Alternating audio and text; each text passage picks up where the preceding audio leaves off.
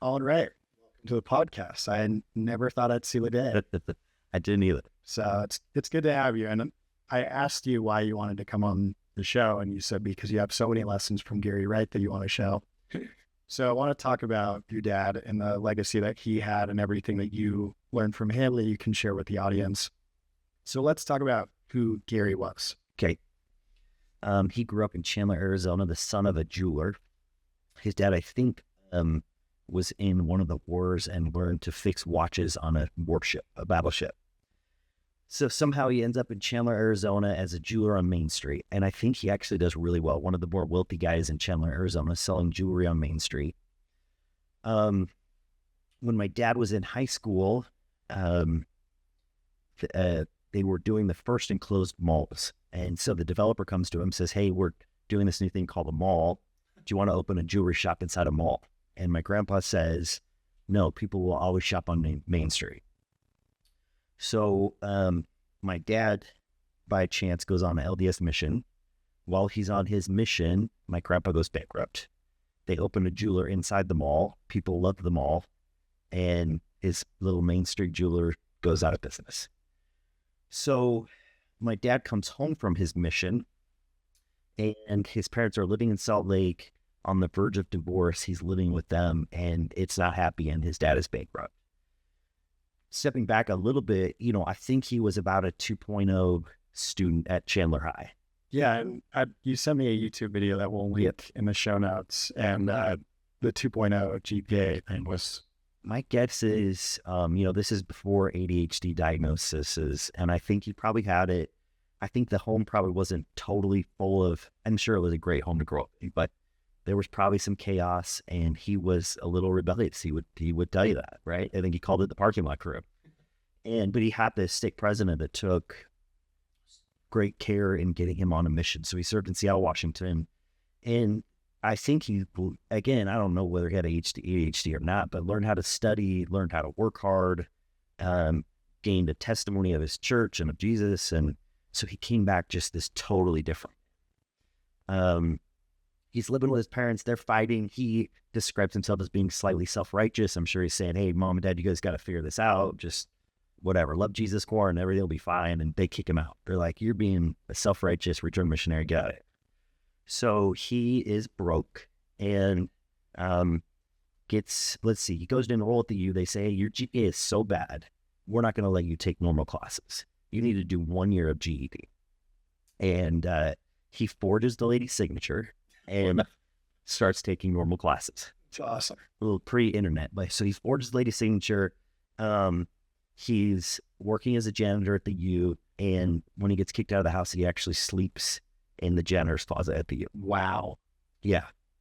So, but just learn how to study, learn how to work hard. He actually showed up at the end of his undergrad to the lady who told him no, and brings a copy of his high honor roll diploma with a 3.7 and says, see, I told you. It's better than my GPA. Yeah. But it just, he just had that chip on his shoulder. And I think the scars, again, he had great parents, but the scars of watching his dad not have an education and go bankrupt and be an entrepreneur that maybe whatever, it just really scarred him. And he was never going to do that. Yep. So that was his remarkable change and, the start of his life, his adult life. Yep. And somewhere along the way, he met Ellis Ivory. Back in that day, I think you kind of went straight from undergrad to MBA. So he goes to U of U MBA. I think he's married my mom at this time. And sorry, was he still working as a janitor, or what was he? He actually moved to Utah Sand and Gravel, I think the North Salt Lake gravel pits. So he would work the night shift, and he got strong. And this work ethic was unreal. He was gonna win. So I think Ellis Ivory was 10 years older than him. I think they were in the married singles ward, and I think Ellis Ivory was either like a stake high counselor assigned, somehow ecclesiastical. Ellis met Gary. Yep. This is probably early 70s, and Ellis, who is married to Roger Boyer and Ellis Ivory, I believe, are married to sisters. I love all the interconnectedness of the real estate community. It's my favorite part. It doesn't end. So, yeah. and I think I don't know how the deal went down, but I think Roger kind of said, "Hey, I'll do commercial," and Ellis was like, "I'll do resi." Yeah. And so Ellis has this, I mean, the pictures of, he's got these Harvard MBAs, and he's got Ivory and Company, which was a purely lot development company. Yep. Buy land, put roads in, sell lots to builders, and they're just ripping. So they're all in 3-piece suits in downtown Salt Lake, Harvard MBAs. He's got, I don't know, 30 or 40 guys. And I think he was impressed by my dad. And so my dad's finishing his MBA. He has 2 job offers. One is to run a hospital in Houston, and the second was from Ellis Ivory, a mostly commission. You know, you go find a deal, you put roads in, you sell lots, and you get a part of the profits. Kind of the Trammell Crow model. Yep. That was, I think, Ellis's model. And you ever say, Ellis, thank you for not making me live in Houston? Well, he called his dad, and his dad had this scar from being an entrepreneur. It's like, you take that hospital job. Oh, wow. And Gary just wanted more. Yeah. And I think he believed in Ellis and mostly believed in himself. So he took the Ellis Ivory land development job. Yeah. And you sent me a PDF the other day of like the Ivory family origin story. And in it, it said there would be no Ivory homes without Gary Wright. So what did he do? Yeah, Clark and Ellis have been really good to me and my family, and we're great to Gary. So I think the story goes like this. Again, I was born in 79, but I think, and so I think in the early 80s, there was a real estate crash very similar to the GFC, 2006 to 2000. So they were in the land development business. In fact, Ellis Ivory was a mission president in England. And I think what happened, again, I apologize if I'm making this crap up, but Yeah. he goes to England for 3 years. Clark Ivory's like 13 years old. I think they have 5 kids. They moved to England, and you got to picture all these Harvard dudes downtown Salt Lake. And I believe the format or the structure was a little broken, because guess who was taking all the risk? Ellis. It was the Trammell Crow. And across the pond. Well, he's across the pond. And guess how you get paid if you're a land developer? You got to do a deal to earn fees and promote and profit. He's signing on all the first security debt. He's putting in all the equity. So you're not that afraid of risk. And so I think while he was on his mission, they loaded him up. He comes home to a dog pile of problems. And just, again, I think it was as close to 2006 as we've seen. And so those early 80s were rough.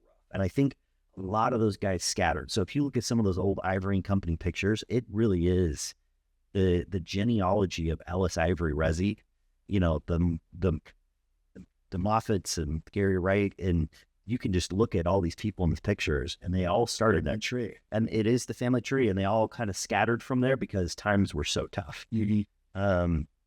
So he comes home to, I think, this somewhat of a disaster.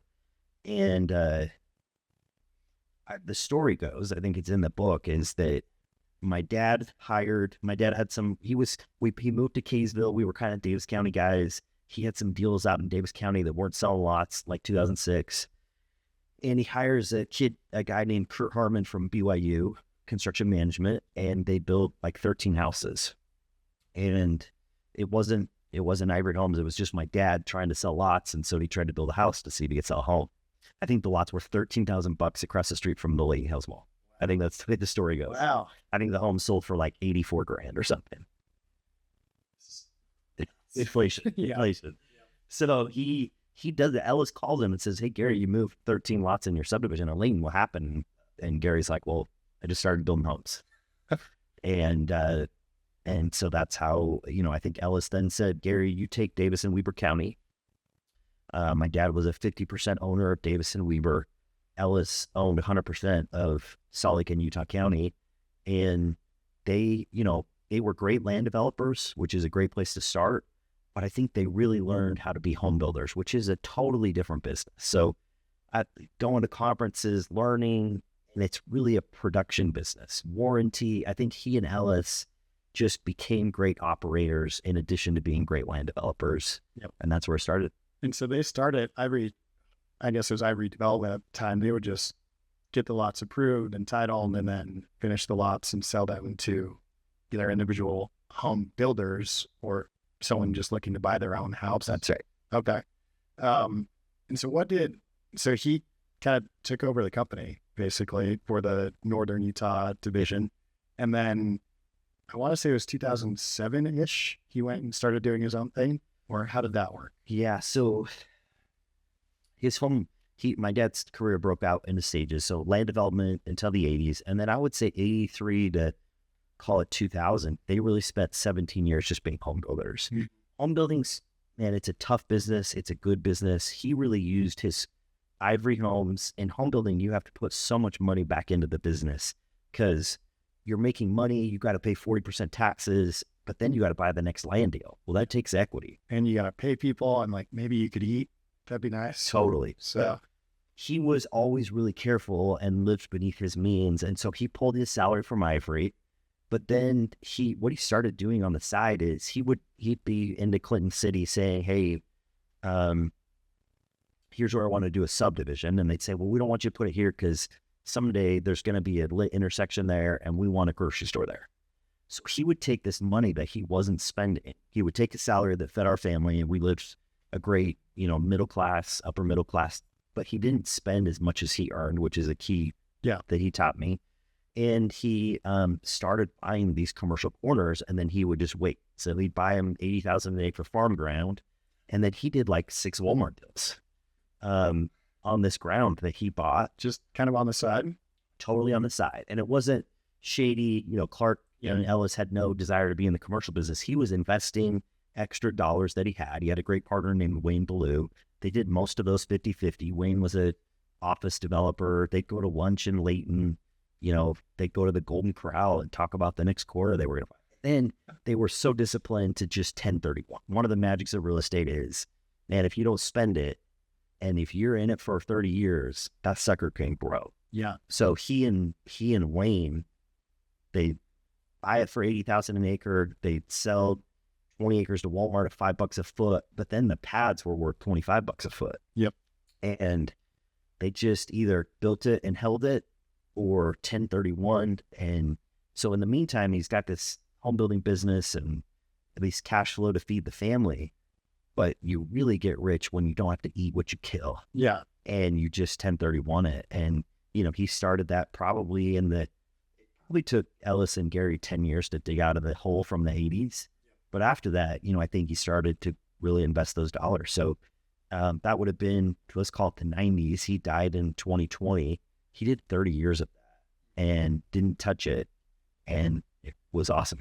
That is awesome. Yeah. And at one point, he left Ivory, right, and started Wright Development. I would say 2002-ish, 2001 probably. Clark is back from his Harvard MBA, goes to his dad. I don't know how that conversation went. It's kind of referenced in the book, but went to his dad and said, hey, I'm ready to run Ivory Homes, and they came up with some buyout. I think Ellis was probably still pretty young in today's terms, but Clark was like, I'm ready to go, so he bought Ellis out. I think a few years later, he approached my dad and said, I'd love to buy your 50%, and they cut some really fair deal. I know my dad always felt really fair about it.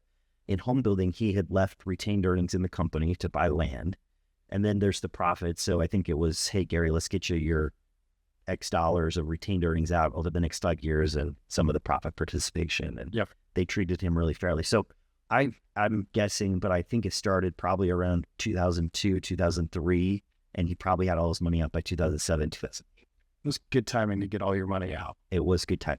Yeah. And so we'll come back to a lot of Gary's stories and the lessons that he shared with you, but we'll go back to you and what you were doing at the time. So you went to University of Utah, got a bachelor's degree in finance. Yeah.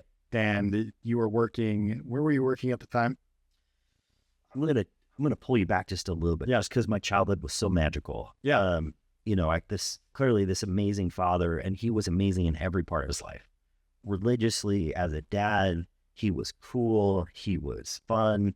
He was well dressed. Everything. Yeah. I mean, everyone knows him for the clothes he wore. Yeah. So then I had this mom who was remarkable and full of charity, but also a driver. So I got home from high school. My dad's not interested in sports, and my mom's like, I need you to do your homework, do your Eagle Scout, fold some socks, and sweep the gut. Fellow Eagle Scout? I did not get my Eagle Scout. Embarrassed. It's so embarrassing. I know, my mom is so embarrassed. She's so sad. So, but I got to reference that home I grew up. A third of 5 kids, totally have middle kid syndrome. Yep. Like, 2 boys, 3 girls. So just this amazing home. Okay, so I grew up in this home. I think probably lacked a little bit of confidence because it was this weird dichotomy of my dad said penny loafers were cool and junior high said Air Jordans were cool. And I'm like, I respect the heck out of my dad, but like, that's not cool at Kaysville Junior High. What do I do? So it was, and I didn't play sports, and the cool kids played sports, and I was kind of cool, but I don't know. I'm sure it left me with some scars. Yeah. So I go on I go on a mission to Peru, which was amazing. Just, I think for the first time, my last name didn't mean it. Yeah. And Trujillo, Peru, nobody knew who the freak I was. Yeah. And so it was so empowering for me that my success was 100% dependent on me. So sorry, I want to stop you. Your last name, everything that I've heard about Gary has just been like a fantastic reputation. What about that? Was it just people thought you were born on third base, or like what made you feel like that? I don't think some of it ended 4 years ago when he died. Some of that fell away, but still, it's like, I show up to teach at the U, and the first thing I have to start with is, my daddy was amazing, and I had every benefit. And so no matter what I do, his shadow will hang over me. Shit. And I can't escape it. And so the only thing I can do is be grateful and give him credit for it. Yep. But that was the first time where it was like, it was on me and I loved it. Yep. Okay. So you came back from the mission. Yep. And then University of Utah finance degree. And you also got married 7 months after the mission, which is a record for the podcast. I had a high school girlfriend, Randy, just been my best friend since my junior year, really. I asked her to go with me in the 7th grade. Yeah. French class. Asked her handed her a note, asked her to go with me. Did you write it in French? No. French was not that good. But so we got married 7 months after the mission. My mom had made me do a bunch of AP classes. So I finished at the U in 2.5 years. Pure commuter, married, living in Davis County, driving up to the U. My brain loves numbers. It finds numbers really easy. So finance was logical. It's what my dad did. I knew I wanted to do real estate. There was one real estate class at the U then. No MRED, no real estate focus. There was one class taught by Darren Liddell called Real Estate Principles. Basically, like all the things you need to know to get your real estate license. How many feet are in an acre and blah, blah, blah. Yeah. But I loved it. And so during that time, I was working 20, 30 hours a week for my dad. And, again, just learned real estate, but also more than anything, learned how to treat employees, learned how to treat city officials, learned how to get projects approved, learned how to stay till 9 p.m. on Tuesday night, dirt dogging, calling farmers, saying, do you want all the hard stuff? Yep. So it was magical, but he was clear, like, hey, once you finish your undergrad, you ain't working for me. Yeah. And to back up, you knew you wanted to do real estate. Was it because you thought your dad was the man, or was it something else? Did you like real estate as a business, or what made you? I know. I took one day at age 21. I was like, what do I want to do? And 2 hours later, like, I'm going into real estate. So yeah. I don't know. I don't think it was probably as intentional as I'll make my kids go through of strengths and weaknesses, but man, I love it. And so it was the right thing. And I think I have a lot of similarities to my father. And so I knew it was a great fit for me. So I figured it would be a great fit for me. Yeah. Okay. And did he say why he didn't want you to come work for him? Was it, you got to go make your own path, or what was that? Yeah, I think he'd probably seen enough of that. And again, later in the story, there is kind of that offer to go work for him. But I think, and honestly, I feel that way. Whether I have nephews or cousins, or no matter who it is so hard to be their first employer. Yep. Because it's like, I'm sure I have things in my organization that are stupid or wrong, or there's people that are rude. But if it's your first job, you're just like, this is all jacked up and I'm smarter. And the truth is, I thought a little bit with Clark Ivory. I was like, dude, I'm smarter than you. And I think that's natural in your first job. This is broken. You don't handle this well. And, so I think he recognized that. It's like, you go pay your dues. You'll get your butt kicked somewhere else. And then you might be grateful for this. Yeah. And I would, yeah. So I was, it was good. So I'm finishing, we're pregnant with our first daughter. Clark Ivory has an internship in Salt Lake. They really did run as separate companies. My dad in Layton and Clark in Murray. And so Clark said, I got this thing. And I think, I don't know if it was a favor to my dad or he saw something in me. He hired a BYU kid and me and basically said, you guys have one semester and whoever does best gets the acquisition job. Whoa. Yeah. So you did best. Well, I think there's more too. I work for a guy named Chris Gambrillis, who's a great, one of the godfathers of Utah land. I was talking to Boyd Brown.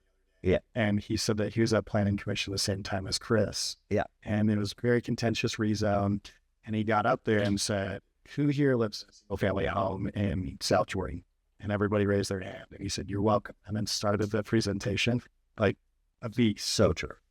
He is uniquely talented, uniquely driven. It was a great place to learn. Yeah. But he is a Greek Orthodox guy. And the BYU kid, frankly, was a little dark. And so, he was like his white shirt and tie. He was more talented than I was, but I think Chris enjoyed working with him. Who knows? Could have been nepotism. Somehow at the end of the semester, the day my oldest daughter was born, Clark Ivory made me an offer and it was like $41,000 a year. And I could not have been happier. Yeah. And so that was my first job, was Salt Lake County land acquisition, reporting to Chris Gambrillis. And it was just perfect timing and a great job. Yep. And so you went and worked for Ivory and then you went and got your MRAD at Columbia. Yep. Working at Ivory, my dad, because he had gone straight with his MBA, I think he was like, dude, you like your job, but you got to go get a master's degree. And he didn't really care what it was. So I studied for a couple weeks and take the GMAT and scored really well. A friend of mine, 2 years older than me, named Pat Moffett, who was at the Boyer Company, had done the Columbia MRAD. It was just kind of getting started. I think only 3 or 4 Utah guys had done it at the time. I think some of the Blair Jenkins from Cherokee Walker and then Pat Moffett were the only 2 I knew of that had done it. And so I called New York and said, hey, I just got this GMAT score. They said, hey, applications are in. You can try to get on the waiting list. So sent my GMAT in and next thing I knew I was in, and it was like, you got to be here in 2 months. So I went and saw Clark Ivory. It was kind of the turning, I wouldn't say, well, yeah, he kind of said, he was a Harvard MBA, he kind of said, why don't you stick around and we'll either get you into Harvard or maybe a BYU MBA. But he kind of saw a different path, and I don't know, but quickly I kind of jumped to Columbia. And I think it was the name, it was New York. I think I'm a deal guy more than an operations guy. So I think the MRAD appealed to me more than an MBA. And so I took it and moved there for a year. Amazing experience. I wouldn't say educationally it was amazing. It was good. It was my first time being a full-time student. So it's like I'm at the library till 7:00 at night. But the people in a big city, the people you interact with and the way they live their lives and the way they think about, the way they dress and the way they raise their kids, there's energy. It's just energy. So you're surrounded by these young people, and my mind and my wife's mind was blown. So the way to live your life was not how everybody lived it in Kaysville, Utah. All of a sudden, there was this whole other way to live your life. And frankly, it felt very appealing and interesting. So that it was, met great people, great for my marriage, had a 1-year-old there. And we just loved Manhattan. We loved everything about the 16th floor of a 60-year-old building with a laundromat on the main floor. Yep. It's lovely. Okay. At what point were you thinking you wanted to do your own thing? Like, was it kind of out the gate? You thought, I'm better than these guys, I can figure this out? Or was it anything in the master's program? Or like, when you went to the master's program, what were you thinking that you wanted to learn? Yeah, I am cursed with, my dad would tell stories about my grandpa playing blackjack with his grandkids up in Park City. And like, I was always all in. So for better or for worse. And truthfully, in my life, it has been for better and for worse. Yep. I am an entrepreneur risk taker. Yep. So I think my dad saw that. I was always trying to do deals, and, Ivory was strict on the no side deal policy. So I always followed that and had integrity. But again, the wisdom of my dad, people ask, what would you tell your 20-year-old self? I didn't have to because my dad was there. So it's like, I want to go do deals and I'm ready and the market's on fire. This is 2003, 2004. It was hot. Yeah. And he's like, you don't know.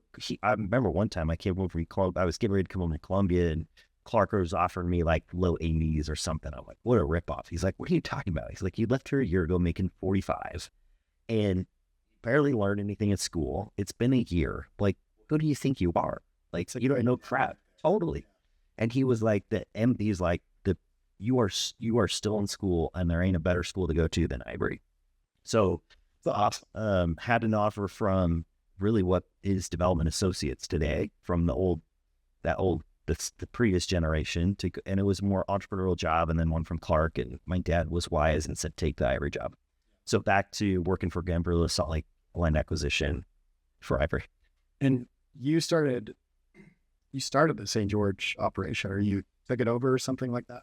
Yeah. So I've been home for a year or two from New York, and we just built a home in Fruit Heights, and I'm at my office one day, hadn't really been involved at all. Clark comes in and says, hey, Sitlip put up a big piece for bid in St. George. Ivory and Company had been in St. George in the 70s and 80s. They developed Bloomington and said, hey, we just won this. I think it was like, hey, we got to decide in 3 hours. Do you want to move to St. George and be the area manager for Ivory Homes at St. George? It could have 4 hours or? No, it was like 2. Yeah. So, credit to my wife. 2 kids, pregnant with her third, just moved into a house.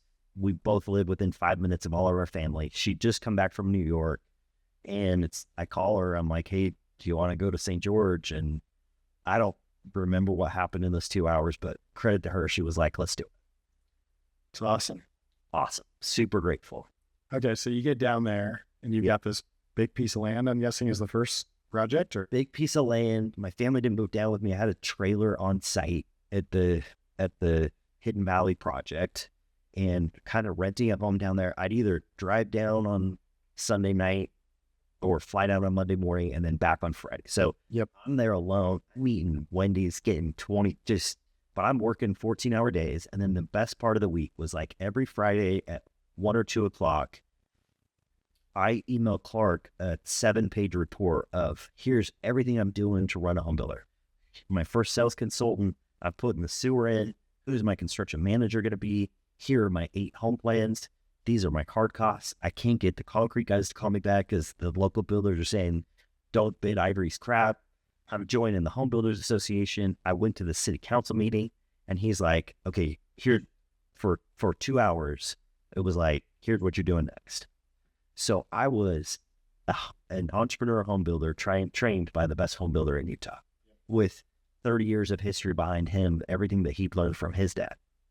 And it was hard, but it was magical. And it was a PhD in home building. Yeah. And was there anything that, I think Ivory does things so well, obviously, but was there anything that you learned there that you're like, I never would have learned this? I think Clark would describe it as he's got a secret sauce. Yeah. And it's all those things. There's some parts of Ivory they don't show you, primarily the financial part of it. Yeah. He's just got a big, but like I learned the secret sauce, whether it was a combination of my dad and Clark and then actually doing it. I learned how to be a great home builder. Yeah. And so you were working like 80-hour weeks at this time, right? Yep. And how was Randy for that? Like, how did she deal with that? Because that'd be hard. Like, that'd be really hard. She deserves a ton of credit. That first year, the commuting wasn't hard because he was gone. Mm-hmm. And then she moved down there with me with, our third son was born, Jack, and she moves there. So she, again, moves their family and doesn't know anybody. And yeah, she deserves a ton of credit. But we're down there building office building and we're running Ivory Homes. And you were there until 2006? I think 2006. And you said, this is the perfect time to do my own thing. Here's what I learned. And I don't know that it was this clear then, but I'm an entrepreneur, not an operator, or I'm an innovator, not an integrator. So the startup was so fun for me. It went from 0 to 50 homes under construction in a couple of years. Yeah. Super rad. But then 2006, I'm waking up and my job is I got a sales meeting on Wednesday, I got a marketing meeting, and then I'm like, you got to go sell more homes, and I'm an operator. There ain't any more entrepreneurial because we're not doing more deals. We're just running our existing, and I'm sure it's because of a mild form of ADHD. It was like, this ain't interesting to me. Yeah. So I called Clark. I called my dad, and he was like, Fetch, I can't tell you any more times that you ain't smart enough to be an entrepreneur. And I think, honestly, I remember a drive home from St. George. I'm talking to my dad, and I think he was like, I can't tell you anymore. You're not ready. And called Clark, and he's like, did you see that Lehman Brothers is failing? Like, do you realize what you're doing? He was kind. But I can operate, which I think makes me a good innovator, because I understand the backside of it. But man, I'm not happy if I'm an operator, integrator. Yeah. Okay. So you're like, hey, you smart guys, like, I'm going to do the opposite of what you're telling me. Yep. And so what did that look like? Day one, you quit Ivory. Yep. And then you go out and say, I'm going to go find some land and compete with these guys who are more experienced and have more money than me. I think I decided not to compete. So I was like, I won't do Resi. Okay. And honestly, it wasn't that hard because 2006 honestly it's not too far away from, call it 2021, where of all the asset classes in real estate, then or today, I would say out of the 10 things that we do, only 2.5 or 3 are green lights. The other 7 are red lights. Yep. Apartments are overbuilt. Industrials, big box industrials. We're going to say toast for a lot of data centers just kind of getting funky. But it's a tough time, and 2006 was even worse. So I went to school to be a real estate developer, which is you take land and you turn it into something. And from 2006 to 2008, the world was screaming, we have too many homes, we have too many lots, and you don't need your skill for the next 3 years. So, I mean, I wasn't hearing it. I was up till 3 a.m, but I was not making money. So I was running around. I was pretty good at networking. Frankly, those 2 or 3 years of networking, of just trying to talk to people, have served me well. And you were in St. George at this time? No, after I quit 2006, I moved back to my home in Fright. Okay. So moved back and I opened I had a 100 Wayne Blue, $150 a month in Clearfield, a little cube, and I was just going for it, and nothing was working. Yeah. Nothing was working. And you were just trying commercial development. Or what were you trying to get off to that? The only thing that I would say had a yellow light in 2006 to 2008 was apartments. Yep. Jed Milburn, whose dad was Equimark, Jed Milburn was about my era, and he was doing apartment brokerage, and he was stumbling on some pieces of land. And so there was one in Murray. I wouldn't put it under contract. Just Fireclay? Fireclay. Yeah. 45th South. Yeah. So that was one green light. So I had 2 options. One was I got in the car on the Saturday with Lance Boland from Coleman and his dad, Jonathan Boland, who had made money in apartments. Yep. And we drove Fireclay. And can't remember what their offer was, but it was, I don't remember, land flip or something. Not a lot of money, but it would have paid the bills. And then there were some guys there were 3 guys who had an office in Centerville that had kind of formed a company called Strategic Capital Partners. Yep. And they said, we have a guy that has a 1031 from Seattle. Let us 1031 into the land and we'll make you a partner. Oh. So those were my 2 offers on this piece of land that Jed Milburn helped me tie up on 45th South called Fireclay. Okay.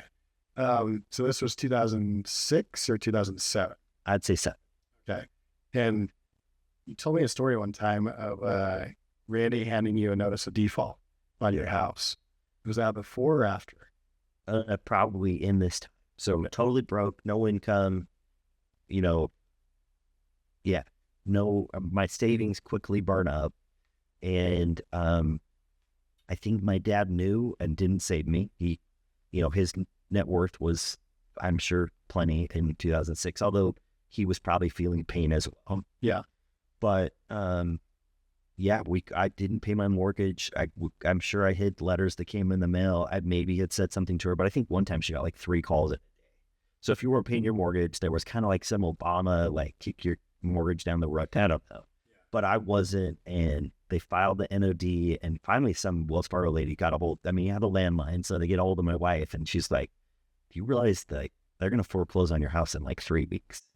So I came home that night. She's like, is this true? I'm like, yep. And we just sat there on the couch and we're like, I mean, it was a really raw moment for the both of us. And how did she feel? Like, she has to be pissed that you lose a house, right? Or She's a fetching saint. yeah. She's like, I mean, these were the words out there etched in my brain.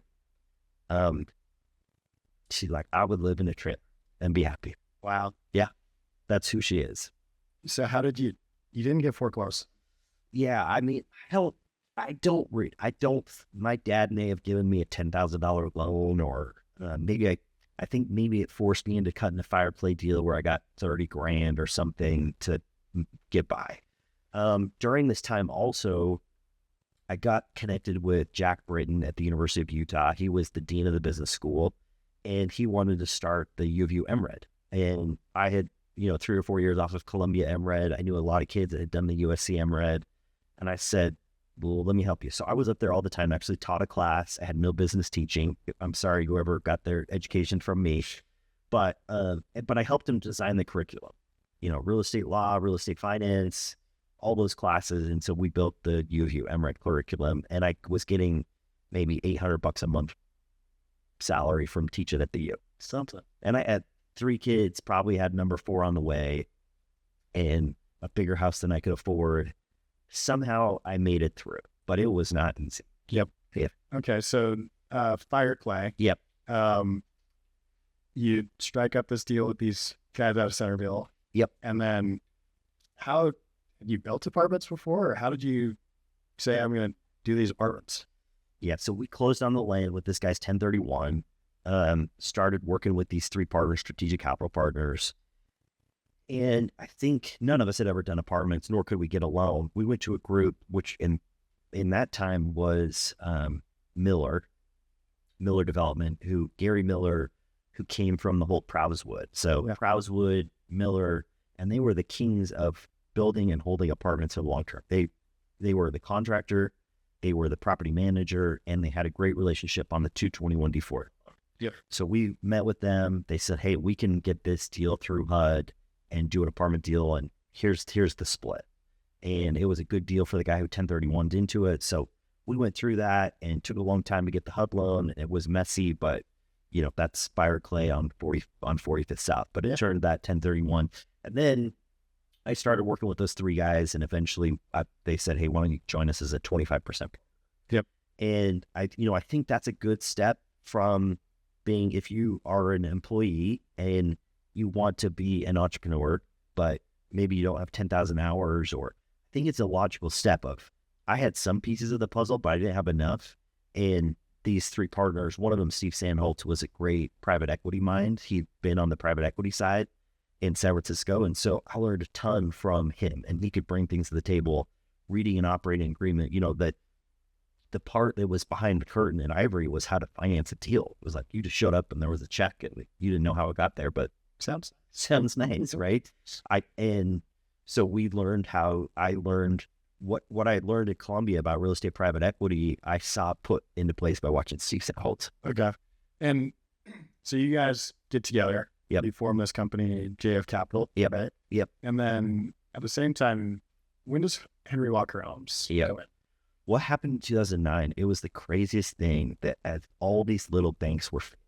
And then the FDIC had this weird program where it was like they would auction off the assets. And so I remember I was sitting at a football game, I think it was like BYU Utah State, and I get the call on a Friday afternoon of, hey, we just won the bid on 30 half-acre lots in West Kaysville for 50 grand, and 50 grand per lot. And that is 50 6,000 square foot lots in West Kaysville that were like 28 grand. It was all of them were below improvement costs by like, they were like a third improvement. Improvement costs weren't as expensive then as they are now, but it was like basically 75% of improvement costs. Yeah. So we won this bid. We cobbled up some hard money, so we bought these lots. And I think my non-compete had expired in 2009, and I think one of the partners came to me and said, well, why would we sell these lots? Frankly, it was a little bit like my dad in 83, where it was like, probably can't sell these lots. Let's go try to build some homes. So one there was a guy named John Stubbs who had been at Ivory and then opened Richmond in Utah and really ramped it up to 1,200 homes a year. An amazing home building operator. Talk about a guy that loves turning the crank on home building. It was John Stubbs. Yep. So he had kind of semi-retired, but lived in Farmington right by me. I actually, I believe it was a stroke of God. One Saturday morning, I run into him at 7 a.m. at Home Depot in Lake.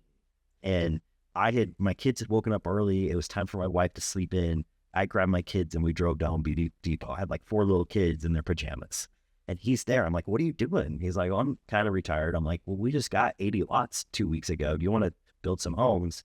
And we formed Henry Walker Homes. So Henry's the name of my oldest son. Yep. And so the 4 partners, and then we made John Stubbs a partner in the home builder, and we start Henry Walker Homes. And at some point along this story, you meet Rocky Derrick, or I guess you knew Rocky before, but Taylor Derrick's first loan was to you guys. Yeah, if you overlap Rocky's story with mine, it's pretty. This time we win those lots in Kaysville. We're getting ready to start our model home, and Rocky and his partner Mark Taylor are ready to start their debt fund. So I can't, banks are dead. I'm a first-time builder, and Rocky and Mark, Rocky and I had met at Ivory. He went to USC when I went to Columbia, and he's like, we're starting this debt fund, and we were our model home in West Kaysville on a $50,000 lot was his first construction loan. Wow. Yep. Okay, so let's walk through the Henry Walker story. Yep. So it was, banks were failing, lots were cheap. We had a unique ability to raise private debt and private equity, and we went for it. And so we were in Salt Lake for a year. The next year, a deal came within the gates of Entrada. I think these lots were $50,000 lots within the gates of Entrada, fully finished. So we bought that. So next thing I know, I'm entering the St. George market where I had spent a couple years. So it's all kind of coming full circle of, back into home building. And it was fun because it was growth mode. Well, then the next year, John Stubbs had worked with Richmond was based in Denver. He had a great partner in Denver.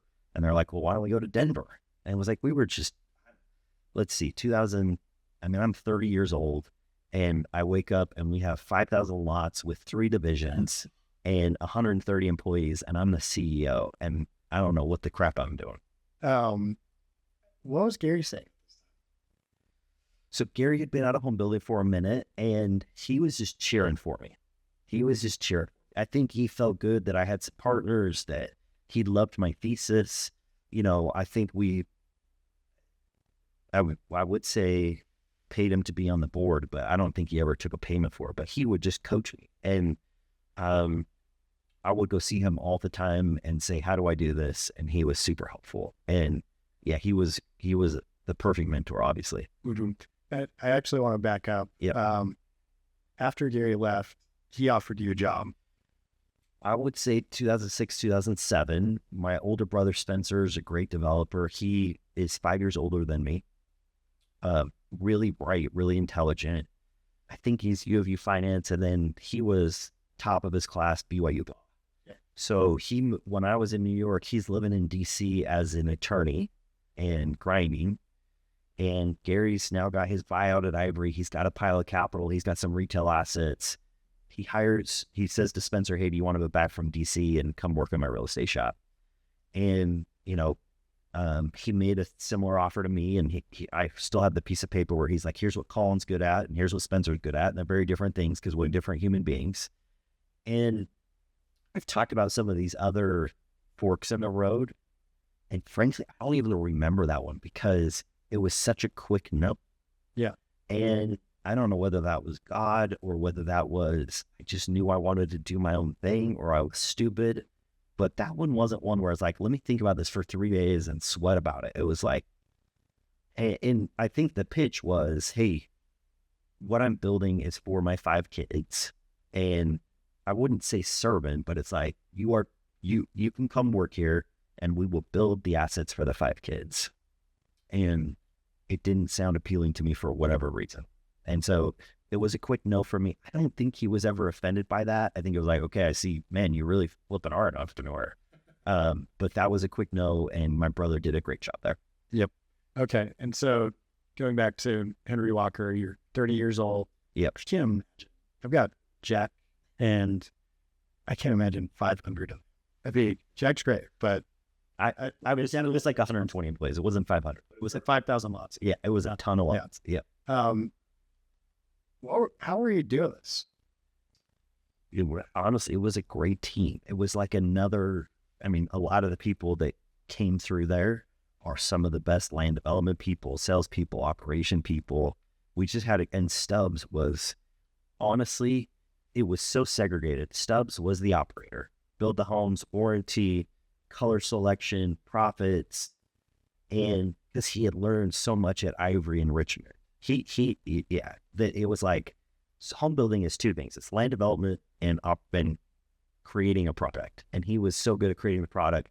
My job was find land, which I'm uniquely good at and have been trained by the best. And then number two was to cobble together capital. And so we just, Rocky's money. One of my partners was a financial advisor. So we've raised $3 or $4 million of friends and family money. And we just figured out a way to get it done. It was crazy. And so Henry Walker and then JF Capital was doing apartments as well? Sometime in that,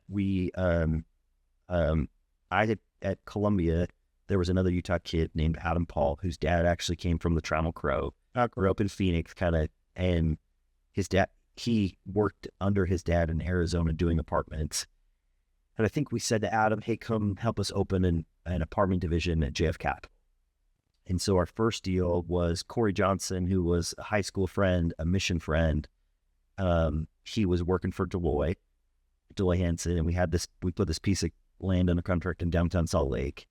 And I think we went to Corey and said, hey, we got this great piece, but we've never done it. We can't give the guarantee. And Corey said, hey, let's be 50-50 partners. And that worked out great. That's a project called Cityscape, I believe, on like Flick. So that was our first deal, 50-50 JF Capital tool. So I was a partner in the apartments, but it really wasn't I was CEO of Henry Walker Homes. Yeah. Yep. Okay. And then 2016-ish, you sell Henry Walker Homes. I would say 2013, Henry Walker was flawed in a couple of ways. One was we were taking so much risk every day because the debt to equity ratio was not right. But we were confident that, you can roll the dice if that market is sweeping up. And we knew 2009 was the bottom, but you don't know what inning you're in, how long. And so I was always afraid if the music was going to stop, we were all going to make trouble. So we weren't financed appropriately. And then it was a little clunky with 4 partners. There were just a lot of cooks in that kitchen. Yeah. And then probably, I might not have been a great partner, and clearly my entrepreneurial spirit was coming out. I'm in charge, whatever. It was a little clunky for those 2 reasons. So we hired an investment bank called JMP Securities out of San Francisco that specialized in home builders. And we looked at everything. We looked at structured debt, like restructuring the debt of the whole company, land and vertical. We looked at a programmatic equity into the company. We had a local high net worth say, hey, let me put 20 million into your company and take 40% of it.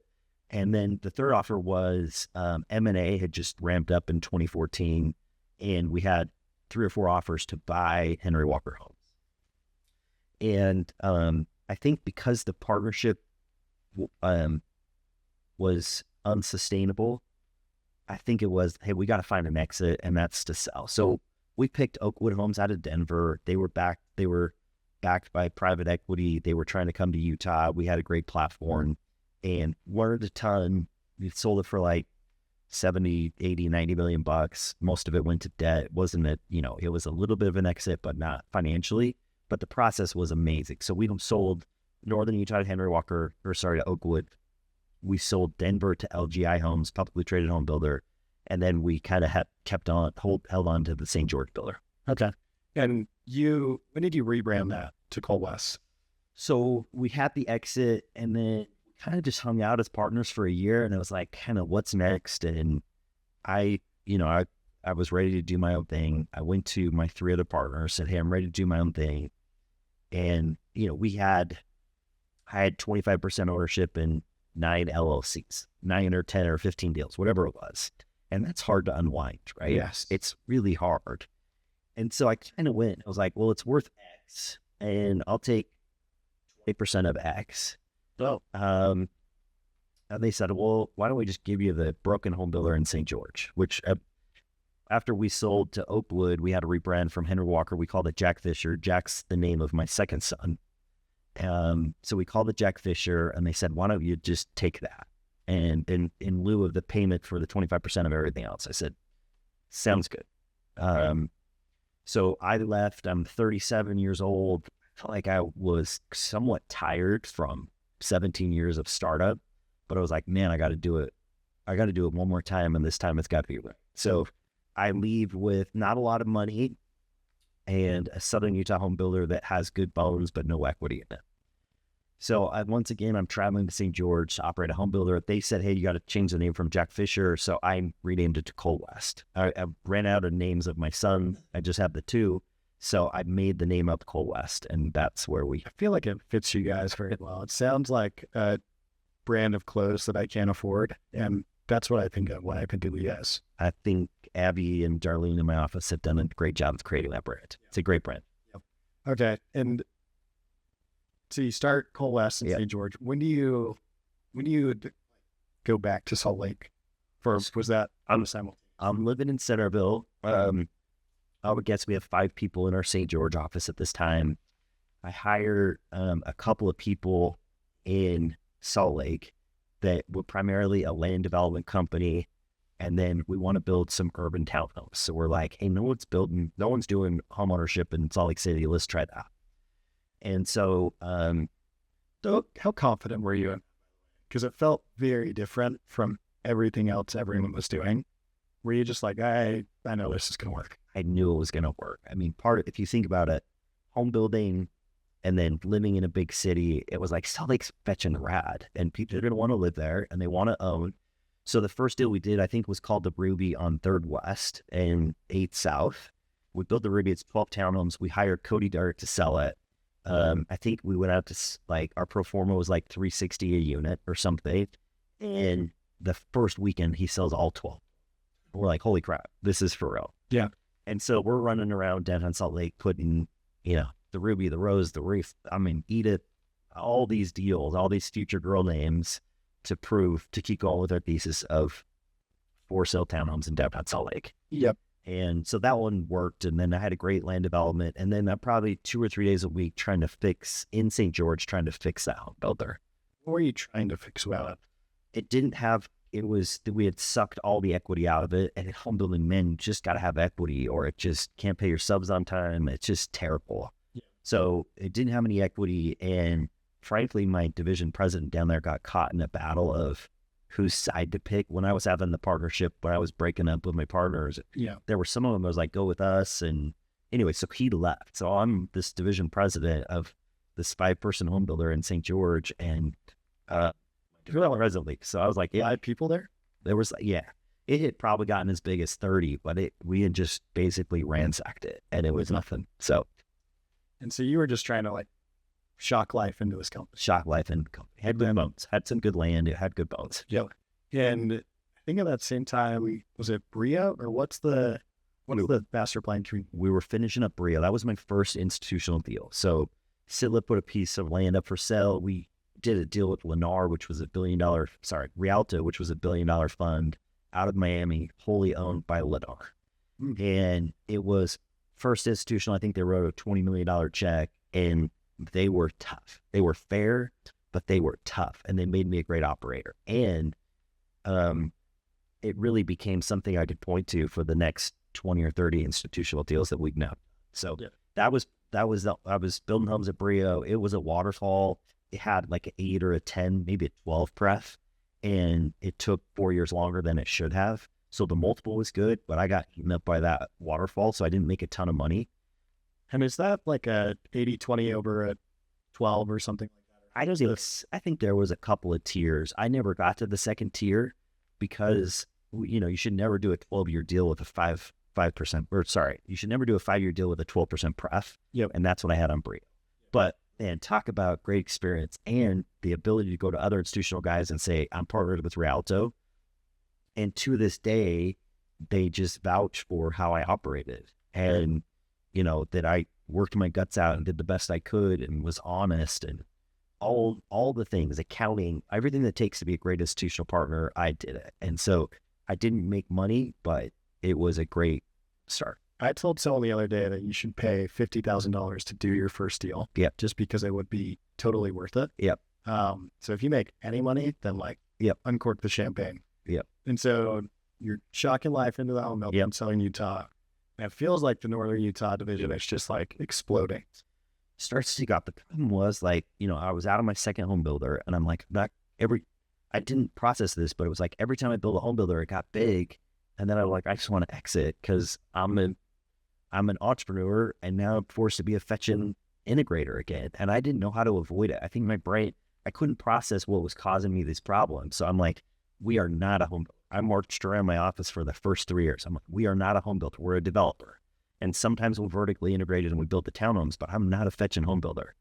Well, next thing you know, I'm a home builder in St. George and a home builder in Salt Lake all over. We started doing deals in the suburbs, and I'm a home builder again. What? Why? Because I love to do deals.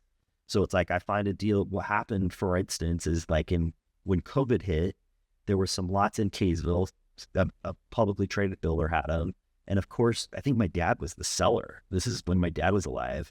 COVID hits, and the public home builder's like, oh, we're canceling everything. I'm like, screw it. Those are great lots in Kaysville. I'll take them.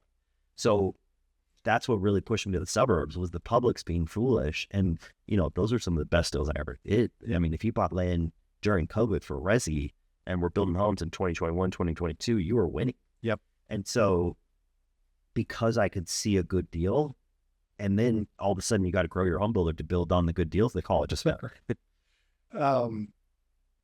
And you're also starting to do apartments at this time, right? Or was this 2019-ish? Was that? Yeah, I think we took a few years off of apartments. I'm trying to remember what my first apartment deal would have been coming out of that. But yeah, we started doing downtown apartments in probably 2019. And really at 2019, I was probably my dad was big on the 10,000 hour thing. Clearly 10,000 hours in land development, 10,000 hours in home building. And I probably had 6,000 hours in apartment development through the Adam Paul partnership, through watching my dad.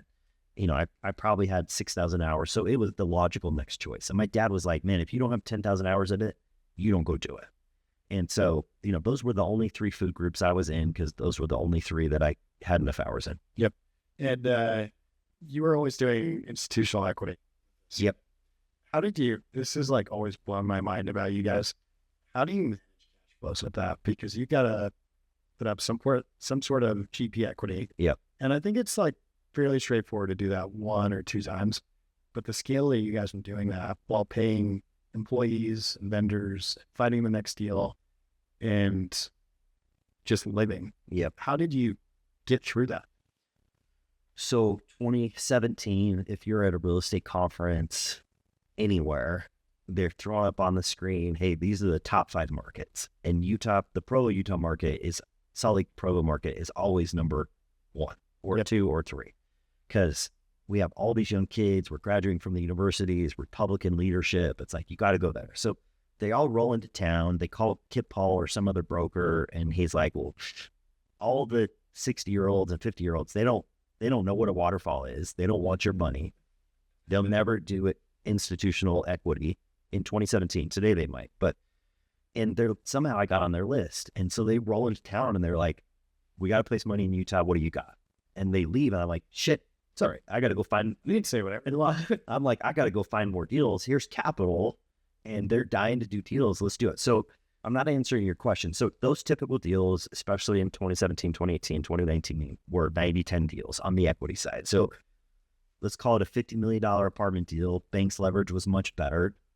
So let's say you were borrowing 35 out of the 50. You got 15 of equity. My co-invest was $1.5 million. Yep. I had a few good land development deals that put some equity on our balance sheet. I don't think we were doing that many. Home building put a little bit of equity on the balance sheet. I don't know how we cobbled it together. I think we did have 3 or 4 good land plays that gave me some good pops that let me do the GP co-invest on some apartment deals. It so impressive. Okay. And so back to the institutional investor side, was there a reason? I feel like you've always done like the buy it, fix it, sell it model. Is that, or buy it, build it, sell it? Yep. Do you want to do more long-term deals, or is that just capital was saying we want to do this model, or what is your thought process on that? It's a good thought. And frankly, I'm still learning it. My dad had such a great balance of that. And frankly, I think most great real estate developers, they do both. Yep. Nothing should be sacred. And, anybody that says I never sell, and if you held on to Manhattan real estate, someday. So my dad was great at a combination of those two things. And the OZs helped us. We had 5 or 6 projects that were in OZs, and the point of an opportunity zone is to hold it for 10 years. Yep. So when I do institutional deals on opportunity zones, it's structured as a 10-year hold. I can't get out. And so it forced me into that. So I have 5 OZ deals now that are 10-year holds. And frankly, it was like crack, because every apartment deal you built with a merchant, I mean, some of these I got to like, once you passed an 18% IRR, it flipped to be like 70-30 in my favor. Whoa, yeah. Those were the days. And so, man, it was like I could turn $1 million into, but you could get a 6X on your money because of the promote and the waterfall. But those days are gone and probably not going to come back for a long time. But it was like, why wouldn't you? Nick Hay while the sun shone? I had amazing timing. Yep. Okay. And so 2020, at some point your dad gets sick. Yep. Walk me through how that was happening. He's golfing in San Diego with a nephew on like October 5th, 2020. He kind of goes to the hospital in San Diego. And the doctor says, your body's full of cancer. And so my mom and I fly down, drive him home from San Diego because they wouldn't let him get on an airplane. His brain was so full of cancer. It was like his brain was going to explode. And there was nothing before. Nothing before. I think he may have known or probably knew, but so that was October 5th. By December 1st, he died on December 1st. So 52 days or something. Yeah, it was awful. It was awful. And this is a guy that you looked up to your entire life. Yep. And 51 days is not a long time. What did you tell him during that time? His brain was not good enough to have really great conversations. Now, I think in 2020, I don't know if he knew he never told anybody, but I don't know whether God told him he was sick, or we had some great conversations, and I documented some of those. Like I've been golfing with him in San Diego. We went to dinner one night. We had a 3-hour conversation. I flew home the next day. I couldn't stop thinking about it. I read him a 9-page letter documenting some of the things we talked about. And so we did have some good conversations about the family business and life. And, but yeah, I mean, I didn't have friends because my dad was a friend. I didn't have any business mentors because he was that. When I needed help with marriage or raising teenagers or he was the one. And in those last couple months, what were some of those lessons that he taught you that really stick with you? I had learned them all before that. I mean, I had learned it. He wasn't a really formal,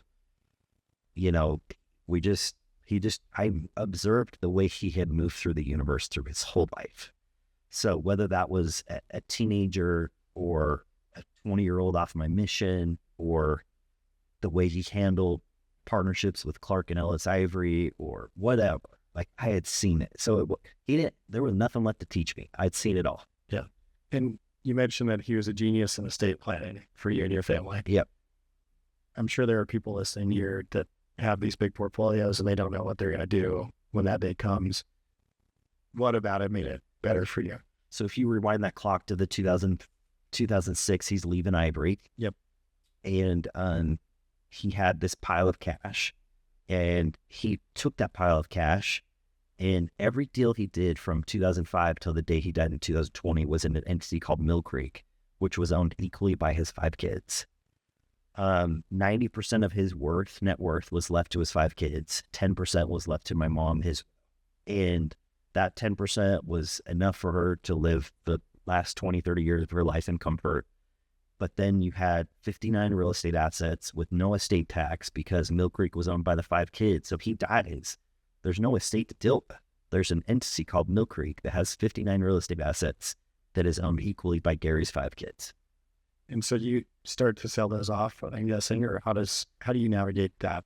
That's a tough one. So Spencer had been there for 15 years at Wright Development Group, had done an amazing job of growing this little pile of his retained earnings from Ivory and Company and these Walmarts with Wayne Ballou, and they'd grown it into this big portfolio. And it's tough to wake up and have the king gone and 3 stay-at-home moms and 2 boys who are in real estate development be partners. So there was not a lot of clarity of what to do at that point. And so we just kind of figured it out for a couple of years. And Spencer had earned the right to operate Wright Development Group. So he still operates that. He took a ton of amazing assets, and me and my 3 sisters kind of took the rest. And so it was that's how we dealt with the king dying. Mm-hmm. And so at this time, you're dealing with that, trying to raise or build a company. Yeah. And then inflation rates and all of that stuff happened. And you sent me a long text a few months ago about the lessons that you learned in that scenario. Yeah. I'd love to go through a few of them. Thank you again for sharing. Can I roll back to 2018 real quick? Yeah. So again, I'm building this home building company. I'm building this. We have 60 employees, and I'm like, oh crap, I've done it again. Where I got to wake up. I got somebody that's quitting. I got to hire this, and I'm not that guy. I'm a deal guy, entrepreneur, build guy, and I could sense, I knew this was my last shot at doing a startup.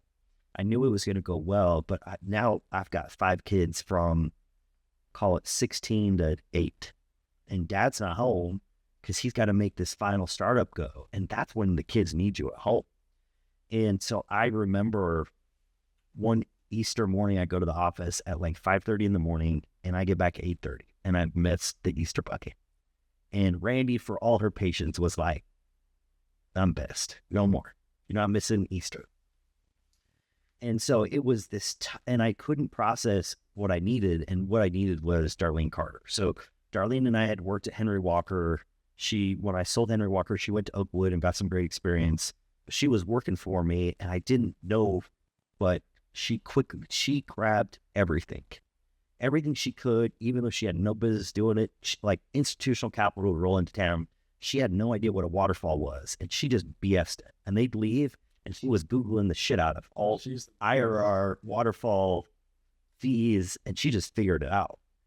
So she allowed me to be an entrepreneur, to continue to grow those companies and not be suffocated by things I wasn't good at. So that was it was the only reason that CW Group or Coalesce, it's happened, was because of her. And what do you think that you are good at and what you're not good at? I think you've mentioned a little bit of that, but would you say there's lots of different aspects of real estate? You need to understand finance and law and accounting and construction and design and values, deal sourcing, all of this stuff. How did you divvy up those responsibilities between you and Darlene? I would say all those things you just described after 25 years, I can do it all. Yeah. I just don't want to do it. There's some of it where it gives me energy and some of it where it doesn't. Yeah. There's a great book called Rocket Fuel that I try to read every 6 months or every 3 months because it defines visionaries and integrators. And I shy away from the word visionary. Like, that's what I love to do, is build things. And I think, again, mild form of ADHD, I love to build businesses. And Darlene's a great integrator and a leader of people. So it's like, I don't stand up in the company meetings. I'm not the CEO. I'm super uncomfortable in that role. But I can see around the corner. I've got Gary Wright's wisdom of what's going to happen in the market next. I can find great deals. I have relationships. And that book describes perfectly what I can do and what I can't do and what she should do and what she's good at. And so how did that conversation go with, hey, darling, do you want to be the CEO? Like, how did that go? It's organic. I think she was like helping me sell. I was trying to sell homes in St. George. And so she was going down with me to do those. And then she was helping with the Northern Utah Home Builder. And then I made her the division president of the Northern Utah Home Builder. And then, like I said, like I could, if I had 2 institutional guys in town, she's like, well, I'll take one. She just kept grabbing it. And I would give that, it's the best career advice, man. If you want to get somewhere in your company, just grab more. I'll take that. Let me learn that. How can I help you? And she just did it. And next thing I knew, it was like, Fetch, you need to be the CEO of this place because you can do all these things that I don't want to do. And you're uniquely talented and in the flow state when you're doing that. Yep. And you kind of mentioned the partnership at Henry Walker was hard. What do you think you took from that you applied to Coal West? 4 cooks in the kitchen is a lot. What else did I don't know. It's easy when it's your deal and you're the startup, and clearly that's who I was and that's what I wanted. So it's hard. Partnerships are very hard. Also on that note, sorry, I'm kind of jumping all over the place, but you worked at 3 different companies. You got Ivory, Henry Walker, and Coal West. Yep.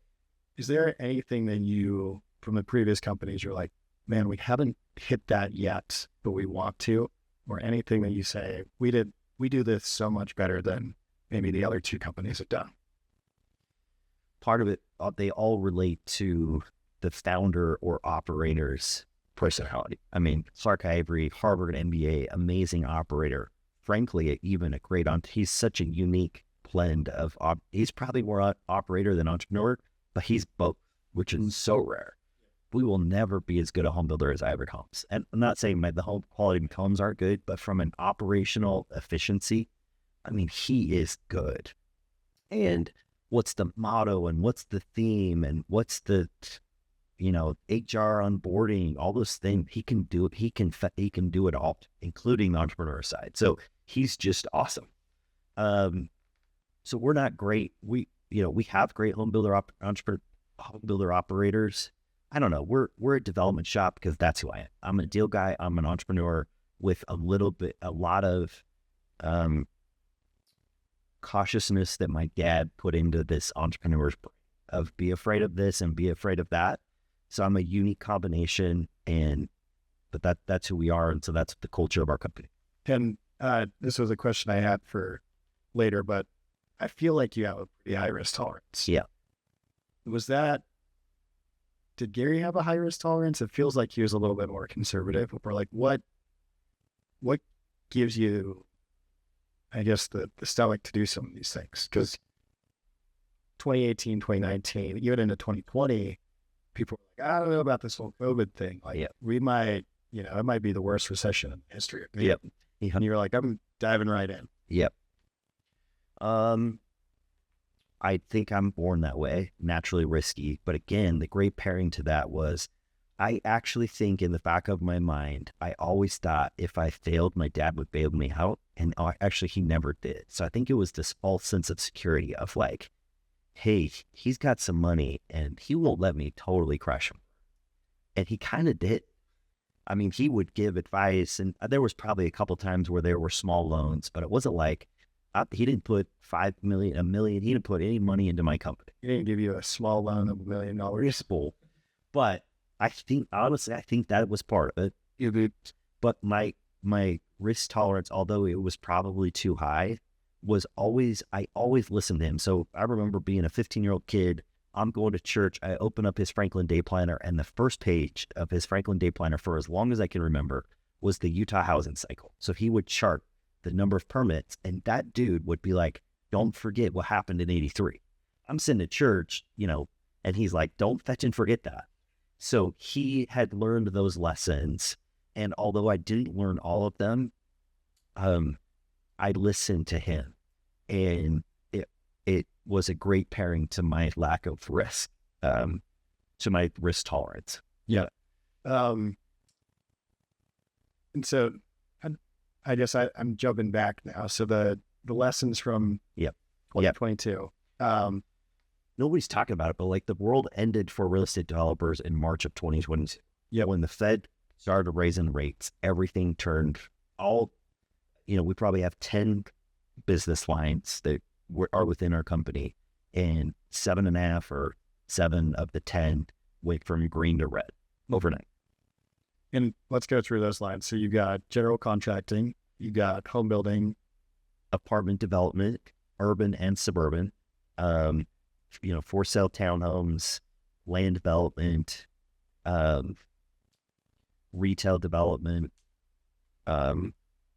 student housing, condos. Yeah. And what are you thinking in this time? Because I remember thinking like, I might be toast here. Yeah. And you have a huge operation at this point. Yep. What's going through your head?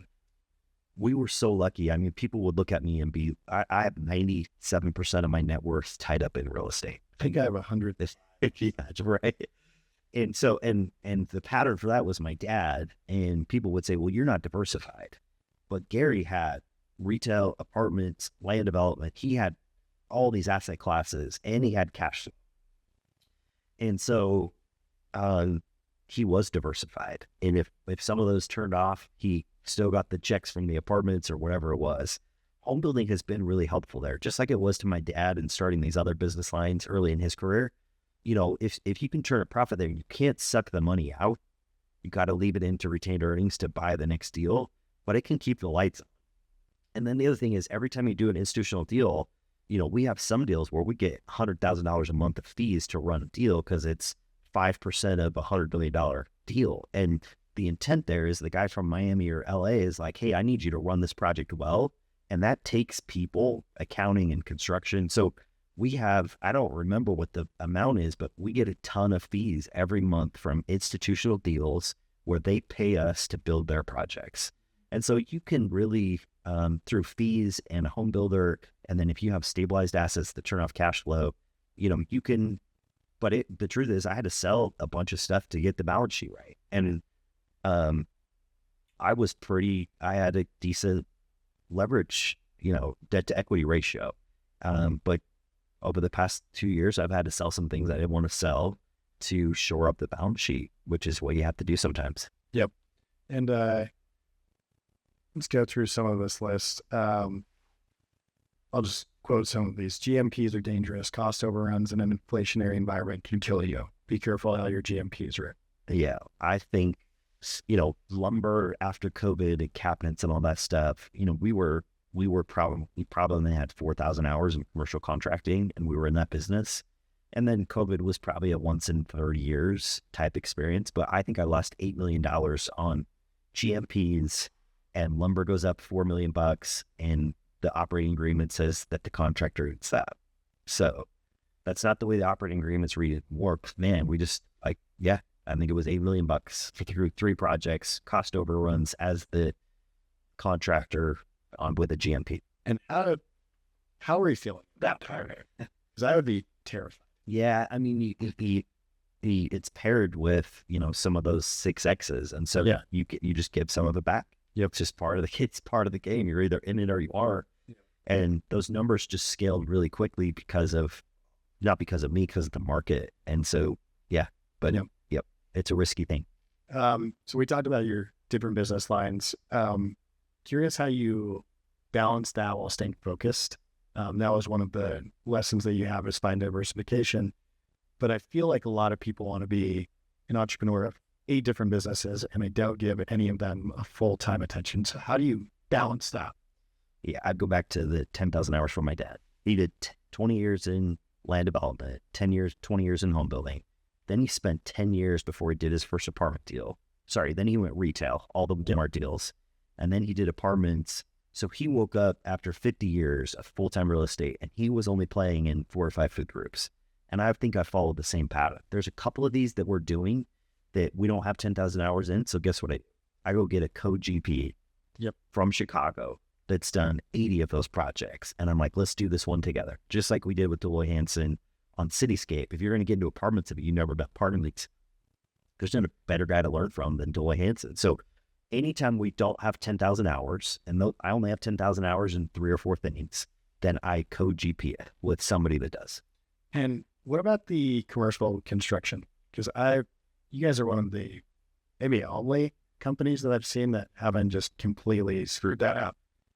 How did you get comfortable starting that line of business, and what made you do it in the first place? It's I think people probably ask themselves that all every day. Bowyers and gardeners, I don't think have ever gotten into it. They just have great relationships with people. And frankly, by the time we've netted out our cost overruns, I'm sure we've lost money as a commercial GC. I like having it upstairs. We've got a good person that runs it. He does a good job. But for the developer to walk up one flight of stairs to the 3rd story of our building and be like, hey, what's the hard cost on this going to be? Or why are you behind schedule? It is so nice. And there's no finger pointing or spiking. It's like, if we're over budget, it's like either the developer didn't get it in the budget, which he's sitting right there, or something else happened on the GC side, but there's no finger pointing. It's just better control. It is not a profit center for us. But it's worth it, and quality and performance, but it's not a profit center. Spend as much time underwriting / vetting expenses as you do revenues. Down market, you have more control over the former. Spend time on what you can control to bring results. Yeah, I mean, downtown Salt Lake apartments, let's just take that for instance. It's getting hammered because of oversupply. We have 5 deals downtown that have all experienced significant rent decreases. And you're just trying to find the market what's this 1 bedroom worth with all these 350 units that got delivered this month? What's this unit worth? And it's worth less. But I think everyone got sloppy during the good times because you didn't have to watch your operating expenses. Yeah. It was like, that garage door broke, $20,000, no problem. Who cares? But I think that's a natural, it's like fetching Doge with Elon. It's like, Trump's like, let's push revenue. And Elon's like, let's cut costs. Yeah. And developers, I would call myself a rookie developers, lose sight of that in the good times. You're like, let's just push revenue. Yep. And so now it's like, and we didn't have 10,000 hours in asset management. We're probably 6,000 hours or 7,000 hours of how to make an apartment deal really kick off the optimal NOI. And so we're getting better there. And a big part of that is watching your expenses. We're not a property manager. We don't have 10,000 hours there. We work with some of the big names in town, but just you as the owner developer, you got to make sure they're doing a great job. You got one, continue to be creative in downturns, continue to learn in downtimes, continue to innovate. There are so many smart people. I'm screwing this one up, I'm sorry, but there are so many smart real estate minds in the world. Listening to podcasts is like attending real estate conference. It will help you find creative solutions in tough markets. I do think, I don't have a lot of superpowers, but I do think one of them is that, in that I just discovered podcasts like a year ago, and it's great out, especially without my dad. It has been amazing because all I had to do, if I wish he would have been here for inflation, because I would have been like, what's going to happen? And he would have said, well, this is what happened in the 80s, and this is how you order your cabinets, and costs are going to go up. The only way out of inflation is a recession, but he wasn't here. So I probably do 5 to 7 hours a week of podcasts. I'm obsessed. And I do think it is filling a large place that I don't have that great mentor that I used to have. And I get it from your podcast, from Dan Lofgren or whoever it is, right? So it's been huge for me. And then, we just went to 3 conferences, a capital conference in Dana Point, then an apartment conference, NMHC in Vegas. And then we went to a land and home building conference in Vegas. And I think I'd love if you give me a pad of paper and stick me at one of those conference room tables, and I listen to those panels for 36, 48 hours. I'm like, here's the opportunity. This is what we're doing. And I can see the green lights, the yellow lights, and the red lights. And our business is largely driven on where's capital going. Because if we're institutional capital, we can only do what institutional capital says. That's a green light. Let's do it. And I just came back from the month of January from those 3 conferences. It was like, this is what 2025 looks like. And so it's just been really powerful. The combination of podcasts and conferences and the way my brain works, I think my brain can synthesize that into business theses that I think will work. So what, you got to give us a secret of what's happening in 25. Like I said, there just aren't a lot of green lights. I mean, home building is tough. Margins that used to be 10 are now 3 to 5 in building homes. Public home builders are going to, I think the private home builders don't have much time left.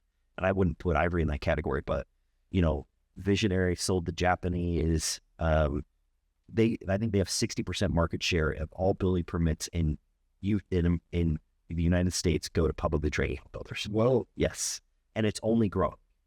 So take St. George, for instance. There's one public home builder down there now, D.R. Horton, they're the number one, 250 homes a year. Well, guess what? Lennard, who's number 2, and Pulte, who's number 3, say. We got to go to St. George. Yeah.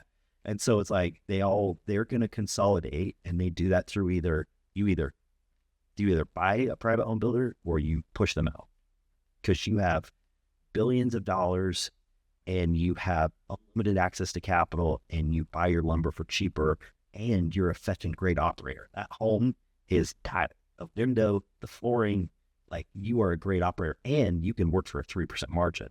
So I don't know what that looks like or 10 or 15 years, but the number of private home builders is going to shrink.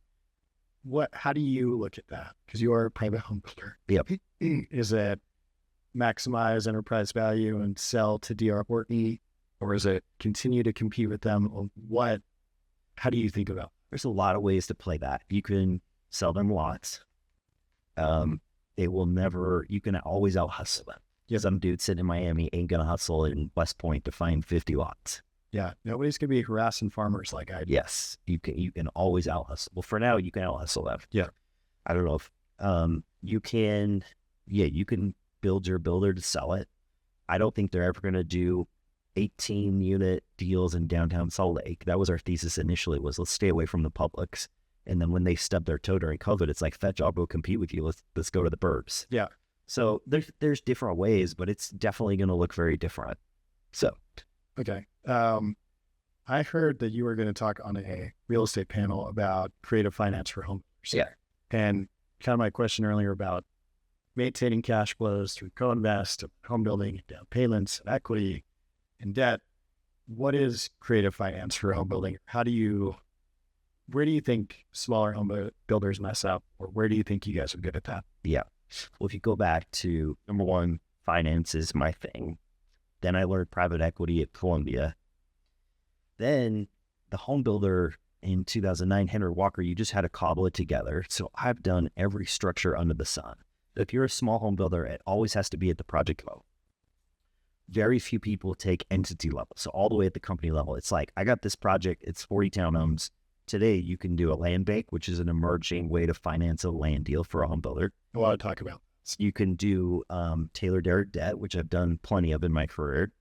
You could do an institutional JV. There's institutional partners that want to come be your partner in that project all the way through the vertical.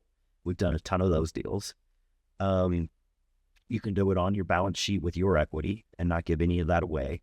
We're not good at the friends and family. We've done a few of those, but I don't like raising money from doctors or dentists. So those are the ways to do it. And I've just been doing it for 15 years. So I know how to do it because I've never done an entity level deal, and I've never exited to the Japanese like Visionary or Edge or any of those guys have. And so it's like your only choice is to cobble it together, because if you want to grow, you got to do it project level financing. Yeah. And I think people forget how little money you can actually put into a deal after you defer some fees in. Yep. So I'm assuming you're deferring development fee and GC fee, or maybe you're not. How do you guys typically do it? We do a little bit of everything. We do some 60% bank deals where we put in all the money. Yeah. We do like to earn our fees. Home building, it's a little tougher to earn them. On a for rent deal, it's easy to earn them on a monthly basis. Often the banks will just say, you're going to get your fees and profit when you sell a home. Yeah. And we're not as dependent on that. It just, kicks it down the road 6 or 9 or 12, 18 months. Sorry, I don't know if I answered your question. No, just any Equity. Yeah. The truth is the LTVs from land banks have really crept up higher. We talked to somebody that was like, on the right deal, we'll go to 85%. and maybe explain to me what they. Yep. So you're going to buy a piece of land for $5 million and it's got $5 million of roads to put in. So you got $10 million total capital stack. Land banks today will probably go to $8.5 million of the 10. They'll make you put in $1.5 million. They're probably going to charge you around 12%. They're not going to participate in the whole of the profits. I think what's happened, I think it's a good business. I think it's going to be fine if you pick the right operators and the right deals. But what's happened is it's been 15 years since land or lots have really lost value. Yep. What happens to capital markets when they start to think that they can't lose money? They start losing money. You creep up the capital stack and the cost of that capital goes down. Yep. And there's billions of dollars that have been raised around that thesis. So there's billions of dollars worth of money chasing fewer deals. So the cost of capital goes down. And whether the risk reward is appropriate or not, I think it is, but it remains to be seen. And you guys are starting to do that yourselves, right? We're looking at it. Yeah. We're looking at raising funds or using our funds to do third-party net banking. Cool. Yeah. I want to talk to you about the condo. Okay. Nobody's done a condo tower in I think 10, 15 years here. Yep. And you said, I want to do that. Yep. What made you? Yeah, let's see. So we started 2 projects probably in 2019, call it the Olive and the Charlie. Again, our thesis was there is no homeownership in downtown Salt Lake and people want it. So we start those 2 projects as condos. And then what happened is they were both in OZs and you could exit an OZ pre-C of O and the buyer could take all the OZ. Yep. So we started these 2 condo buildings with a private equity partner to build $400,000 condos in downtown Salt Lake. And then somebody was like, well, we'll pay you $500 as apartments and you don't have to go through the sellout risk of condos. I was like, okay, Twist my arm. And those were some of those deals where we had those amazing waterfalls. And so it was like, okay, so we exited those, we started them as condos, but we still believe that downtown Salt Lake means more home ownership. It'll make for a better city. People want it. But a while ago, a great piece of land came up for sale, A+ location. It was owned by a fund where their fund was expiring, so they needed to exit it. And really, I just bought that as a great piece of dirt. So we bought a great piece of dirt. We're trying to see if a condo tower will work. Frankly, the first pass of numbers, the number didn't work. The cost of a 16, 18-story concrete building and the projected revenue on the condos, it was not making. So we're working on some things. It might work, it might not work, but regardless, I bought a great piece of dirt in downtown Salt Lake, and I'm confident it will be something good. Yep.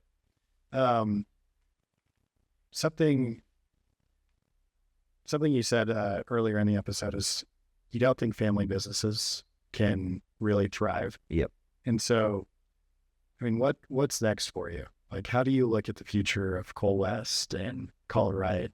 You've got your foundation, the Green Hill Faraway Foundation. What happens if your kids say, I want to come work with you? Yeah. It really has been one of the struggles of the mental struggles of my life of just that and everything that comes along with having a successful father and a family business and then a big brother and 3 sisters as your partner. And frankly, I've been around town to a lot of the big real estate shops and those that have gone for 2nd to 3rd generation. It's like, how did you do it? And I'm not saying my way is the only way or the right way. And it could just be my pride. It could be whatever. But my rule is kids can't work at the family business. So my oldest is 22, and she's a girl at BYU, and She's to BYU? She's at BYU. Serious? Yep. Unbelievable. And then my second son gets home from his mission in 90 days, and he's starting to have those conversations of on P-Day, it's like, what am I going to do when I get home? And so I'm just going to be clear. I think, I have a 7-page written document about all of this that I give to kids when they're 21.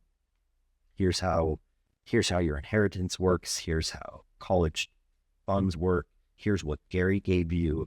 And one of those says you can work for me for no longer than 12 months. So, when I worked for Gary and I saw how he moved through the universe, it was good. But then I'm also clear on, hey, there's not a pot of gold at the end of the rainbow, kind of like I had with Gary. I knew he had a lot and I knew it was in his name, but I hoped he was going to live to 80 or 90. Well, if he would have lived to 80 or 90, I'd have been 50 or 60 and I knew I wasn't going to get it. So I'm waking up at 25 or 30 and I want a Porsche. It's like, daddy's got it, but he ain't giving it to me. So guess what I did? I worked 70 hours a week so I could buy my Porsche because I fetching wanted a Porsche. So I have obsessed about that topic and written theses and researched it and talked to people. And I have a strong it's not right. It's not the only way, but man, I feel strongly about that, some of those things. And so how do you think, are your kids planning on going into real estate, or like, what is their, do you have any idea yet? I have no idea. 22, 20. My oldest daughter's a no. She's international relations. Yep. She just wants to do good. I'm like, well, that's great, but you got to make money and let me teach you how that works. So, yep. But she's a good soul. And yeah, I don't know how that's going to shake out. All I can do is be transparent. Yep. And I believe in education. I believe in working your guts out. And I will try to put rocket fuel in a way that doesn't get rid of any of your motivation. Yep. And then what do you think about the future for Cole West? Yeah. I'm an opportunistic guy. And so everything's for sale. Everything's to come. I think that I think I'll show up to Centerville for the next 25 years because I love to do it and I'm uniquely qualified. But frankly, I don't know what else to do with time. I love my kids. I love my wife. It's provided for me a great opportunity to be a great dad. But like, I go home now and 2 are out of the house and one's 18. He's on a date. My 15 and 13-year-old are at dance class. And I have time and I haven't developed any hobbies in my life because I love to work. So it's like, I'll take my wife to dinner and we're best friends. And then I pull on my laptop and I'm working again because I don't know what else to do with my life. I love it. I get energy from it.